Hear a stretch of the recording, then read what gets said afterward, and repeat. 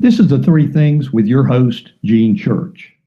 The issue today is whether or not how this election is simply going to end. We can call it lots of things, but that's really what we get down to right now.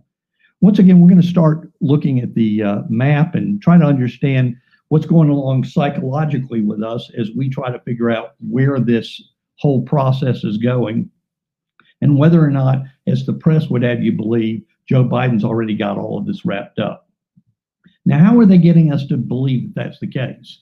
If you've been watching, even at Fox News, but watching most all of the various networks, you're going to see electoral vote totals that are being given to you. The totals you're going to see are something like Biden at 264 votes. You're going to see Trump at 214. And by the way, I did this a little early because I had a couple of things this evening to have to address. We will know a little bit better in the next hour some more of this information. So you may learn a great deal about this after it's over. Why 264 and 214? Well, 264 means that Biden is just barely away from the 270 votes to win. And that's the impression that they want you to have about where we are in this entire process. Why 214? Because if you don't call elections or call in any given state for Trump, then the number stays fairly low. Plus, there's a little bit of a game that's going on to try to get this particular number where it is. You have to keep in mind that when we talk about this, you'll hear the press telling us all the time now, well, delays happen all the time. This is normal. Folks, this is not normal. What they're doing right now is intentionally delaying votes for the purpose of hoping to bring in more ballots and having an opportunity to put this thing away. They know they didn't have the numbers before to do it, and they're trying to make it happen now. Let's take a look at each of the states. You'll see on here that at the 264 to 114, the way they do that is by having Arizona turned blue. I'm going to turn it back to the color it should be, which is too close to decide, and that reduces Biden down to 253 to 214. Now, why am I changing it back? Fox News last night called Arizona for Biden to the anger of President Trump and the Trump campaign, because their contention through this process was that there was a substantial number of votes that had not been addressed and needed to be. As a result, even in the Senate race, Martha McSally has refused to concede because they were aware that there were a good number of votes that had not been tabulated as of yet. But first, before we go any further, the particular state that I'd like to address is one that I have marked off right now. It's too close to call, and that's in Nevada. In Nevada, with 75% of the votes reported, Biden is shown with a total of 588,252 to Trump's 580,605, a difference of 7,649 votes. Looks like that would be a fair number of ballots left out there. Now, unlike a lot of the states that you're going to hear over and over, where because they are absentee ballots, they were skewed heavily to the Democrat Party. In Nevada, this was a different set of circumstances. Why? Because Nevada sent ballots out to everyone who was a registered voter in the state of Nevada. And so therefore, unlike those that are going to be heavily weighted Democrat, this includes large areas outside of Las Vegas, which they have ballots for and which are more likely to be directed toward Donald Trump. So as a result, it's a very good possibility that Trump could pick up Nevada and their necessary votes that they've got there, which right now is 6 electoral votes. But we're going to leave that alone. I think there's a fair chance that he might be able to pull off Nevada because of how close it is. Let's go to talking about Arizona, though, because that's where the real interest is at this point in time. The last numbers that we have really came from this morning when Arizona quit publicly giving any answers, and the press, not wanting to ask any questions, didn't want to determine what the numbers were. At that time, Biden had 1,411,000 votes to Trump's 1,318,000, a 93,000 vote difference. And that sounds insurmountable. But the problem is that somewhere between 615 and 635,000 or more votes remain to be counted in Arizona. 2/3 of those votes are from Maricopa County, which is likely to be heavy Biden country. But when you take, or at least that's the assumption, but 4 years ago, Trump carried Maricopa 49 to 46% against Hillary Clinton. So we don't know that that's actually the case. And currently, Biden leads there by 99,000 votes. So we're left with the prospect here that a good bit of those votes could go toward President Trump as far as that's concerned. There's 248,000 mail-in votes that occurred within the last 3 days that hadn't been counted. 160 to 180,000 votes that were returned the day of that were delivered there on site, and 18,000 provisional ballots. Why is this important? Because even Nate Silver, with the Democrats' favorite 538, acknowledged that the ballots that come in at the last second in Arizona are more likely to lean toward Trump than those ballots that would have come in earlier as an absentee ballot. So the numbers that you're looking at here are likely to be much closer as far as Trump is concerned. So Trump could, in fact, carry Arizona. But as long as that thing stayed blue, as you saw it previously, then you had Biden at 264. As I said, without it, you're at 253. And I'm going to put it right now as a possible Trump pickup in Arizona, which would move his numbers to 225. Now, the next state I want to talk about is a state that nobody's talking about, but they should be. There's a state that hadn't been called so far, and that's Alaska. Why, you might ask, has Alaska not been called? Well, the answer is because they can actually have ballots come in across a long period of time. But the reality is the press doesn't want to call Alaska because they already know that Donald Trump is going to carry Alaska. How do we know this? Well, a Democrat has not won Alaska since 1964. Keep in mind that Alaska didn't become a state until the late 1950s, 1960. And so this was, since 1964, it has been carried exclusively as Republican territory. Now, the votes in Alaska currently have Biden at 58,519 and Trump at 114,814. But since there's 122,000 absentees still pending, and they don't finish their count until November the 18th next week, they would like to keep that off the register. Because if they keep that off the register, that makes Trump look like he's even further away from the magic number. So what we're going to do is mark Alaska as Trump territory. Now Trump's at 228.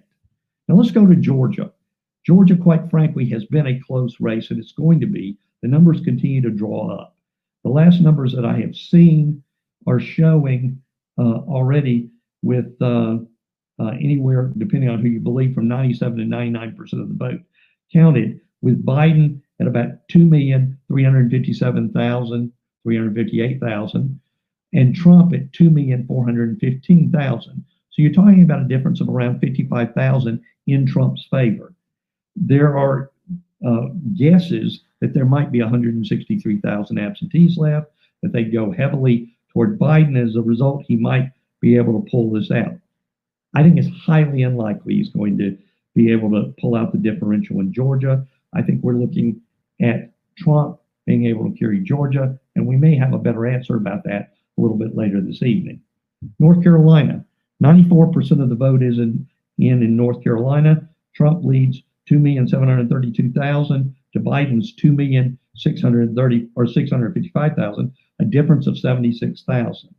Once again, there's outstanding absentees, and there's wishful thinking on the part of the Democrats and the press that we may get to see Biden rebound, although I think that answer is unlikely. So I'm going to mark that as Trump territory. Now we're at Trump at 259 and Biden at 253. Maybe you can see right away why there was no real desire to have these reported in this particular fashion. So now we're down to the biggie and the one that everybody talks about, and that's Pennsylvania. In Pennsylvania, Trump is currently leading, at least as of the last votes I saw, with 3,164,000, 51.4% of the vote, to Biden's 2,925,000, 47.5%. Once again, they have estimates where they say 88% of the votes are counted. Well, one of the issues that's involved here is because Pennsylvania has, excuse me, because Pennsylvania has attempted to change their rules. Their regulations actually said absentee ballots had to be in by 8 o'clock last night. However, because of COVID, the governor tried to unilaterally change the rules and extend the ballot deadline out 3 additional days. The courts assisted him, the Pennsylvania Supreme Court assisted him by saying they needed to have been mailed off by yesterday and could have 3 days to arrive. But if the ballots don't have postmarks on them, we will presume that the ballots were sent on time. What's that mean? That means today, any ballots that were sent off and were able to get into the system by some lucky mailman out there who ends up delivering them into as valid ballots will be presumed to be valid even though they were only filled out today. Which gets to the final point, which is that the courts decided it was completely unnecessary to match up the signatures that were there because, you know, somebody's signature could change over a period of time. And so that's probably not a very good way to find out. So the end result is if you go to an apartment complex at a college town where they may have had 6 different people who've lived there over the last few years who've been registered to vote, then there are going to be 6 absentees that could have been developed and brought to that site. They can be collected up and somebody can haul them in and attempt to count them.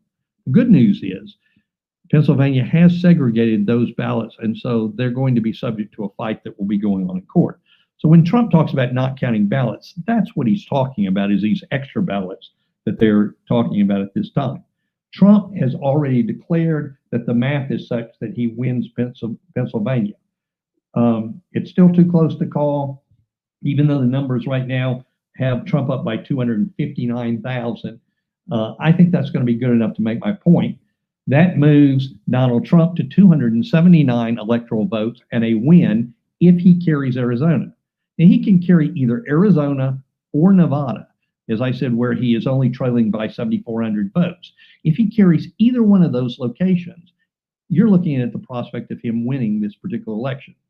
Do not expect to hear anybody tell you that because they don't want you thinking in those terms. They want you to be thinking, well, let's just see how all these turn out because they're hoping that they'll get lucky on Pennsylvania. They went ahead and announced Wisconsin and Michigan today and moved those over to the Biden column. However, there's some problems associated even there.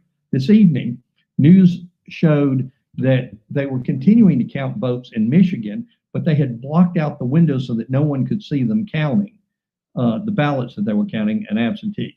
In Pennsylvania, particularly in the Philadelphia area, while you're able to observe what goes on, they have said you can't be within 40 feet of them. So it means as a result that someone observing from the Trump camp does not have an opportunity to see, was the ballot postmarked? Did it have a signature on it? What was the circumstance here so that they could raise a valid challenge? That's being fought out in court, so we're going to be seeing how that goes as well.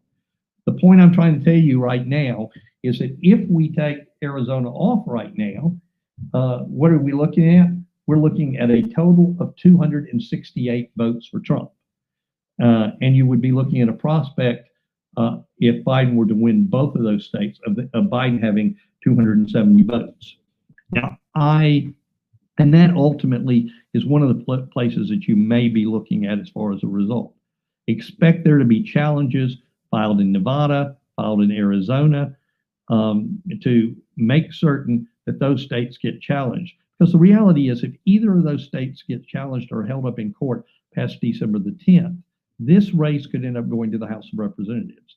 Now, don't stroke too badly about Nancy Pelosi being in charge, because quite frankly, each state gets one vote. And under the current set of circumstances of balloting, it would be such that President Trump would be reselected as President of the United States. So count on the fact that this is not going to be over. It's going to be a court fight. And don't get too dejected about the attempt to steal this, as has been going on in several of these locales. Count on the fact that they're trying to get ready. If you want to do something to help, I am certain that they are looking for financial contributions for people to help pay for these challenges, because they are not cheap to do that. So you might want to consider that as a possibility. For the three things, I'm Gene Church.